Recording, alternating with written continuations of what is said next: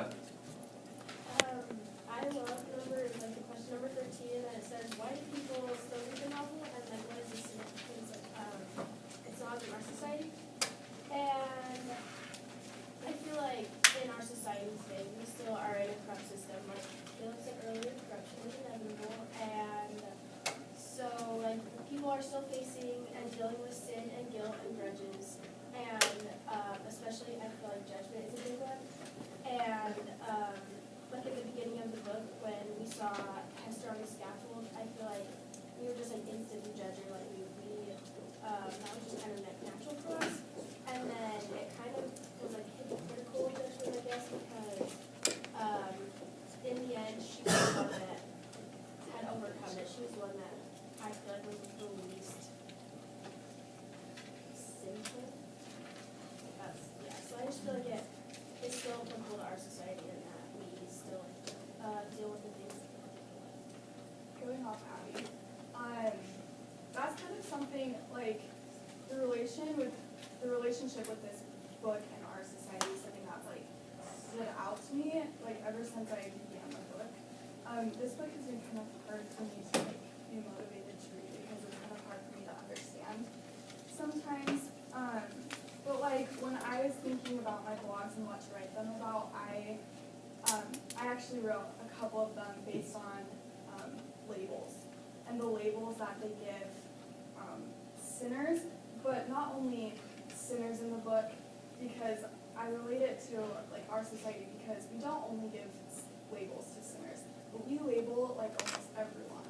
Even in like Olympus High School, like we have labels for everyone, and like it's just really, even though the book isn't specifically about, oh, we label this group of people even though they're not sinners, you know, the book's literally about sinning.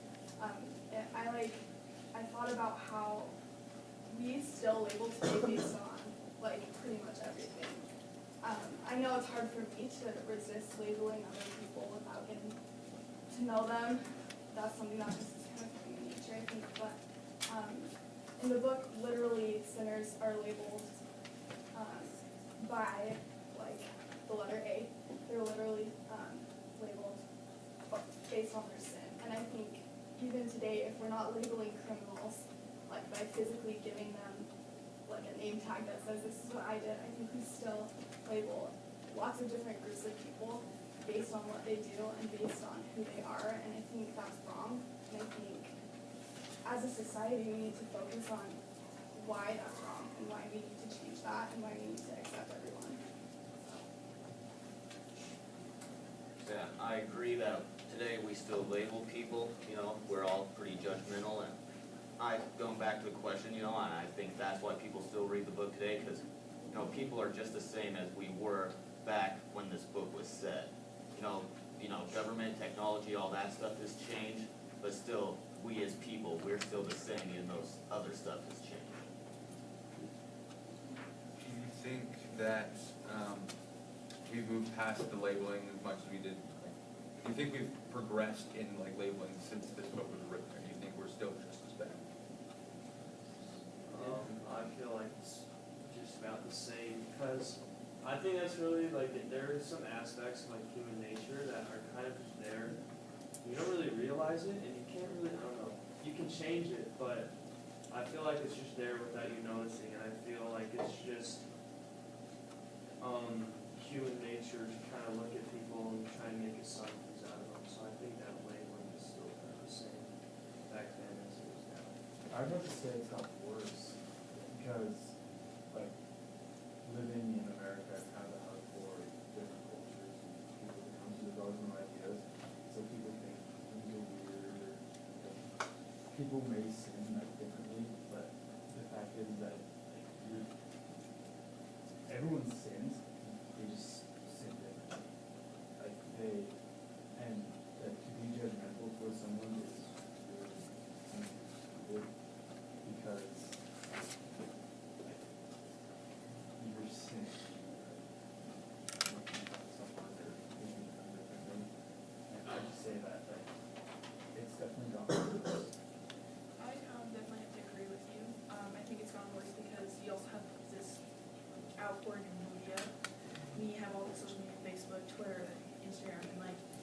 always seeing on the news about people and what's going on in the world, but you don't always have the full story, you know, and so you're like subconsciously judging people, but you don't really know what's happening. Like in the book, you know, Hester is being judged for having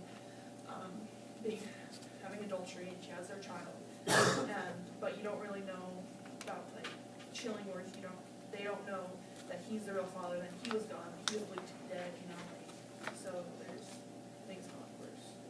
See, I think, Go on.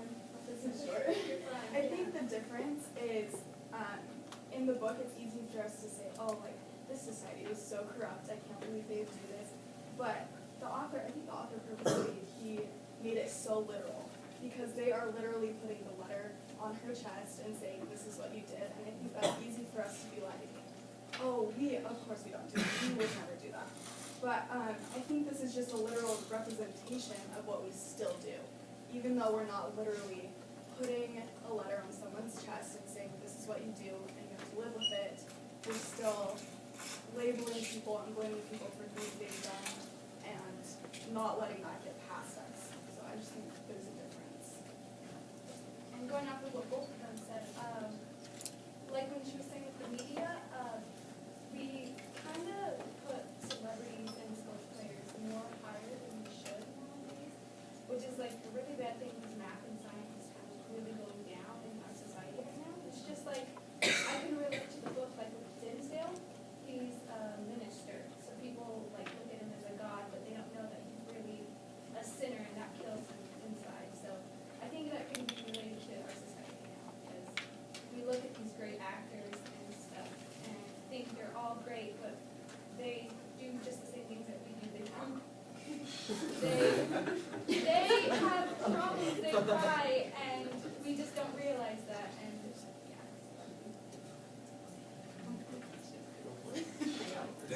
Okay. I don't know if this will make sense, so I'm just gonna go for it. So like during this setting, there wasn't like a lot of entertainment. I think like they found entertainment in like watching other people, you know, like judging other people. So it was kind of like a big deal that Hester did this because that's really all they have to like work for in their life. But like now we have like entertainment and we do the same thing. We judge like sports players like Tiger Woods, and like cheating on his wife, you know, like that was like a big deal. So yeah. Yeah, I think that you do, like, I think, it was just the town gossip, it was just what's going on, it was just what was happening, but I think that made it worse for Hester too. And then they would do the same thing with like Kim Kardashian, that's all everybody talks about, or like sports players or whatever, they're always talking about what they did, you always hear about like DUIs from different people, and it's not that big of a deal, people make mistakes, but we still like to judge them really harshly. Well, and I'd like to think that we relate to this book not because we all make labels just as this society did, but more that we're all human, just like all the characters in this book are human. Like they have good qualities and bad qualities, and there's not really one single bad guy. It's more like they've all made mistakes, just like we all make mistakes. They all want something, just like we want it. It's just a very, they make it really clear that every single character in this book is human. I agree with that, and the fact that we're all human, the fact that society has evolved, I feel like we just sin differently. We judge differently. We have different morals and different like understandings with advanced technology, social media, like all that stuff. And even being in high school, I mean, everyone is labeled. Everyone is put into groups. You have your cheerleaders, you have your favorite kids. I mean, you just like bringing it all together is everyone is still labeled. Everyone is still human, just like they were. We've gone pretty deep into this question, so I think we should move on maybe. So is there anything else you guys want to talk about? Another question that they talked about, the last one that you want to go over about add-on? I think in verse 7 where it says, what is the symbolic significance of the individual of the story, like Hillary the child in jail, Hester's home, the governor's home, the forest, etc.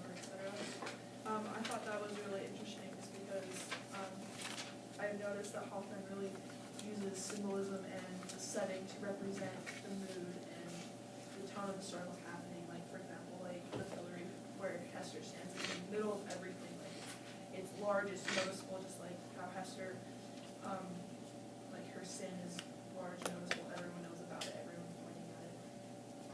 Or like the jail when it's dark and shadowy and where condemned criminals go, you know, or, and then they have the rose bush, which gives hope to those entering, saying maybe I'll be able to leave someday, and then leaving, you know, I'm gonna die, but maybe it'll be okay. So, Yeah, I think each place in the book kind of represents whether it's a place where Hester will be judged or kind of a sanctuary for her where she's safe. Like, for example, her home or in the forest where she talked to Dimsdale, that's kind of a sanctuary, you know, she doesn't have to fear judgment there, she can be herself, she can be safe. But other places, you know, the town, the jail, the governor's home, those places where people judge her and, well, it's just not a good place to be. So there's just kind of two different places she can be, that she's either safe or she's gonna be judged. I think it's really interesting that Heather's home is so far, or Hester, not Heather, sorry, not Heather. Hester's home is so far displaced from the Puritan society, and maybe that's why it's like easier for her to overcome the Puritan society, because she's so much further away from it. She's just one step back. Do you think that the placement of her home represents anything? Like how it's far away from the actual town, like does that represent her being an outcast from society? I think this book has a lot of like it just makes a lot of literal things in it to help us understand. But yeah, I think like her home being so isolated kind of helps us understand like how she feels separated from the society, because no one likes to be that far away from other people. And I don't know, I think like I didn't pay that much attention to the setting, so I don't have that much to say, but I do think that now that I think about it, it helps me understand her situation more. Was Hester like allowed to leave? Wasn't like after she like did her punishment, they told her that she could move if she wanted to? I don't know. Yes, yes. that's true. Yeah, she did. That was it. I have another question. If Hester, why did Hester like run away before, like right after the creature, right after the story? Like, why do you think she just didn't pack up all her shit? Well, I think one of the answers is that, you know, at the end of the book, it was kind of a revelation to us that she still loved Dimsdale.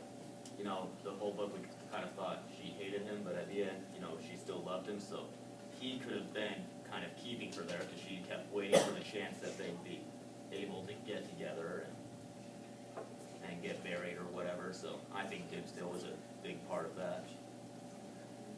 I think it's based more on the fact that she wanted to overcome her sin more, like, I don't think she wanted to run away from it, and I don't think she wanted to kind of be afraid of it. I think she wanted to, like, maybe Dimsdale was a part of it, but I think she also wanted to stay there and see how she could overcome it and see what she could do.